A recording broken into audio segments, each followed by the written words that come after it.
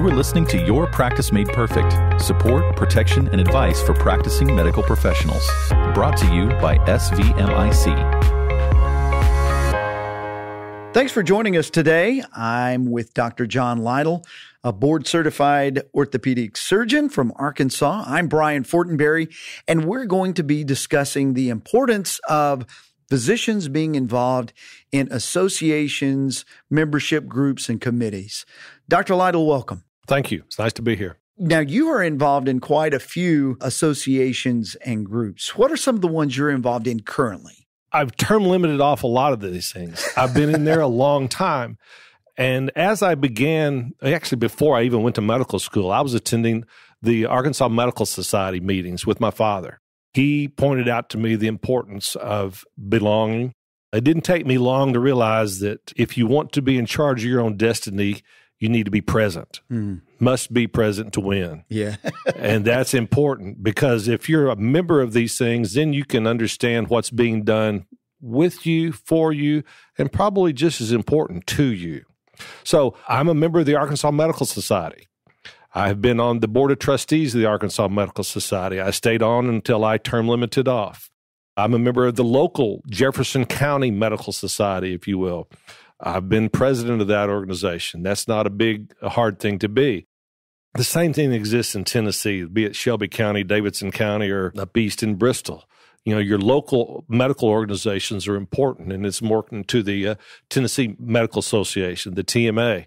But I've been a member of those at times, not currently because of my practice status, and also a little bit of philosophy. I'm not a member of the AMA, but I have been. The American Medical Association, it represents everybody. I found that in my particular status, the American Academy of Orthopedic Surgeons represented me. I've been on the board of counselors. I spent 9 years as an officer there, if you will, traveling with the academy, going to meetings where we were the policy-making board for the academy. Locally, I think it's important to really be part of the community. As a physician, you are given the opportunity to be a civic leader. It is given to you with the graduation and completion of medical school and going to a small town and even a large metropolitan area. Physicians hold a position of respect. It's up to you to use that position. I encourage people to be members of the Chamber of Commerce, to be part of the city council, part of the governments of their local church, if you will. Be part of the community. I've been on the board of directors of organizations from Little League Baseball, Babe Ruth Baseball, YMCA, and others in the town, big brothers and big sisters. Be a part of this. You have that ability because of your education. People understand that you have a place and understand how these things work. I encourage young physicians to use that, take that. Nationally, if you want to influence the policy of how medicine is changed and involved, be part of it. That's sort of the start of where I was. It really sounds like a lot of these types of organizations, it's really about building relationships and relationships with cohorts of the same occupation. But not only that, like you said, relationships in the community, relationships outside the community, and even developing relationships, maybe even on a national level of some influence. How does that really translate to the day-to-day patient care? I think that would have a very big impact because some of these people you might even be serving with, say, like you said, on a council at church, might very well be a patient that you've already developed a relationship with. There's no question, Brian. In the community, you become recognized part of that community. You can take that and embrace it and use it for good. The local bank, the local charitable organizations, the Southeast Arkansas Arts Center, for example. All these people need volunteer leadership. You're given those opportunities. The Chamber of Commerce is a good one. Your basic interest in things that you want to do, it goes outside of that. Volunteer organizations like Ducks Unlimited or any other things like that. As a physician, you're looked at as a leader until you turn it down. But I would encourage you to take those opportunities and use them. I happen to know as well that you're on several committees within the SVMIC organization. on several leadership committees, as well as the current sitting vice chair of the board of directors at SVMIC. Talk a little bit about that and what that allows you to do and how that allows you to have an impact in medical professional liability and hopefully for the betterment of physician situations. Those opportunities come from having a history and a background of service. I would never have been given the opportunity to serve with SVMIC had I not been involved locally, been recognized for the things that I was doing by the decision makers that say, hey, we want him to be part of our organization. I was given the opportunity to be on a committee of SVMIC in Arkansas, and I took that opportunity. I embraced my responsibilities, and I was recognized that, hey, he's somebody who will do the homework and do the background. And so from that, I was invited to join the board of directors.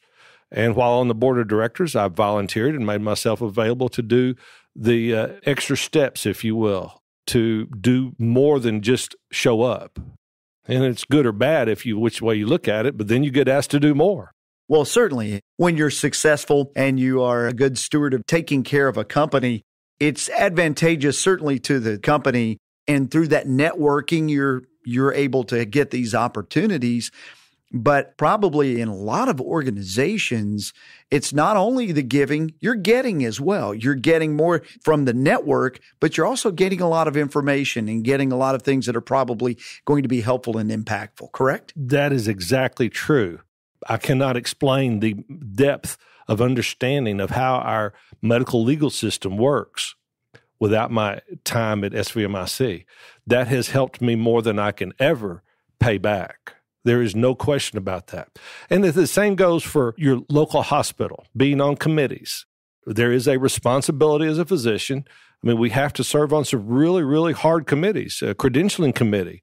Over a period of years in a career, you will probably serve on every committee in the hospital. And if you don't, you're not doing your share. And you should be, because it is vitally important that physicians monitor, take care, and be part of other physicians. Eventually, you'll be chief of staff of the hospital, for example, or given the chance.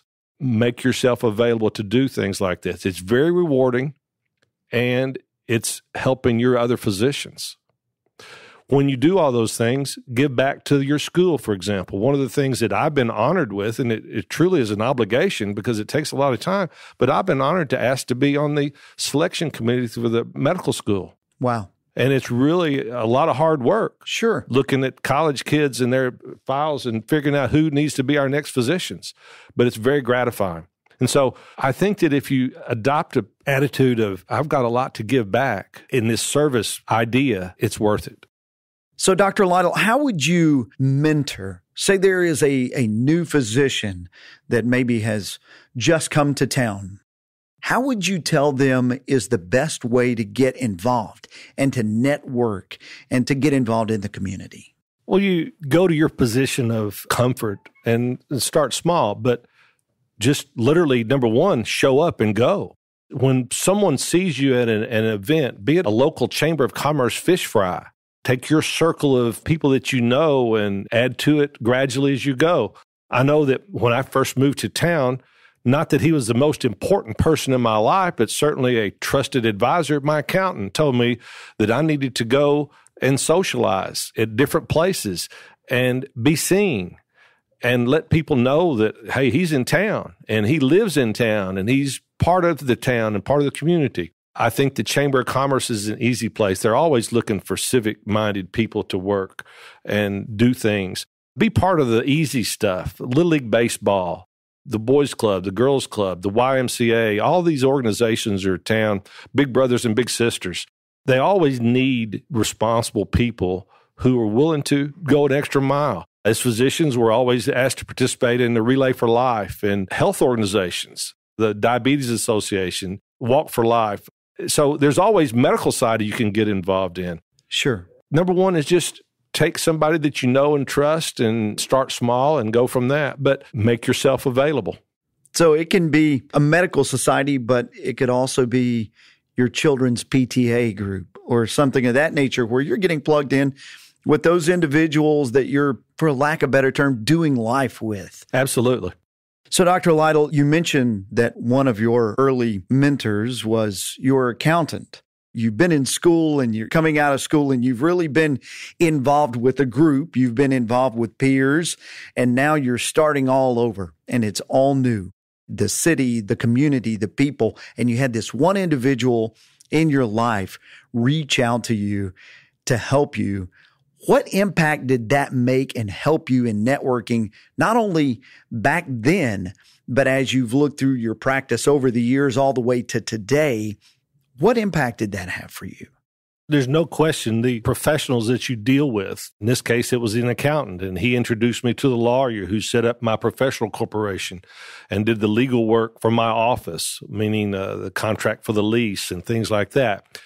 But he quickly introduced me to this circle of professionals and encouraged me to socialize in areas that I would rub shoulders in a light way with other like-minded, civic-minded professionals who needed to get to know things, and they needed a new orthopedic surgeon. I needed an accountant. I needed a lawyer. I needed a banker. All those things are additive and almost exponential because the more of these people you meet, the more you learn. I learned about how these people affected me and how I affected them and what all that meant to me personally, not for my practice or anything, but when I go home and balance my own checkbook and make sure I paid my own taxes. Those are the important things, but they offered me the chance to meet so many other people, and it just goes upstream from there. So you would say that some of those connections that you made early on, you still have some of those same connections years and years later then? Absolutely that. But not only that same small group, but that group has grown much larger of the connections around the state, around the country that we deal with. And now I'm asked to be allowed to help solve problems and work through other problems. In medicine, and specifically with medical liability, suddenly we're talking to lawyers. It's so strange to us about issues that are very uncomfortable sometimes, yet you're asked to give opinions about different situations that don't necessarily affect you, but that gives you another circle of influence. It's another opportunity to meet more people and who are there coming to get your opinion. And so all those things add in and increases your chance to learn and your chance to be a person of influence. When it comes to medical societies you've been a part of, or an organization that has been involved in the circle of your career, how has some of those very early encounters been helpful to today? Well, I was a little bit different, don't forget, is that I sought them out from the very beginning. I literally joined the medical society day one and was a medical student member, if you will. Mm-hmm. And so I've always been part of it because I realized how important it was to be a participant in how things are done with you, for you, and most importantly, to you. If you're a participant, you can alter that set of events to some degree, hopefully on your and others' behalf. Not to put you on the spot, but can you remember maybe a specific situation that you were involved in a society or a group that was able to change something that was going to happen to you? Yes. Well, in many different areas. One, I was asked to be on the bylaws committee of the medical society. And then I was asked to be the chairman of that committee. And we rewrote the bylaws so that we could be a more inclusive organization, so that it would be easier to have the membership affect the change. In other words, every member got a vote, not just the board of trustees. The same way at our local hospital. As chief of staff of the hospital, we were faced with updating the policy and procedure manual. Well, we needed to rewrite the medical staff bylaws. We did that under my watch, and that's an important document that you have to work through and make sure that it is all-inclusive and benefit the medical staff. That means lots of lawyers involved, lots of hospital administrators involved, and lots of your peers and other physicians involved. It makes you think we're working here for our profession and our peers. Also, when you're a part of these types of groups and organizations, there is a lot of education that's involved as well, keeping you up to date on the latest procedures or the latest approach to something or medications. I imagine in these organizations, it's almost like a continuing education thing that is just over and over again as well. Exactly right. It does not stop, and you leave by far the beneficiary of the outcome of this situation. I gained more than I gave quite frequently. What would you say to those physicians that say, I really would love to be a part of my local medical society, or I would really love to be a part of the city council, but as a physician, I'm just too busy. I just don't have the time to do it. What would you say to those physicians? Well, it's kind of like what people tell me about exercising now, isn't it? You can make time. That is very true. And I think from all that you said that it would be incredibly beneficial, not only in the short term, but in the long term as well. There's no question. Thank you very much for your time. Thank you for having me. Thank you for listening to this episode of Your Practice Made Perfect with your host, Brian Fortenberry. Listen to more episodes, subscribe to the podcast, and find show notes at svmic.com/podcast. The contents of this podcast are intended for informational purposes only and do not constitute legal advice. Policyholders are urged to consult with their personal attorney for legal advice, as specific legal requirements may vary from state to state and change over time.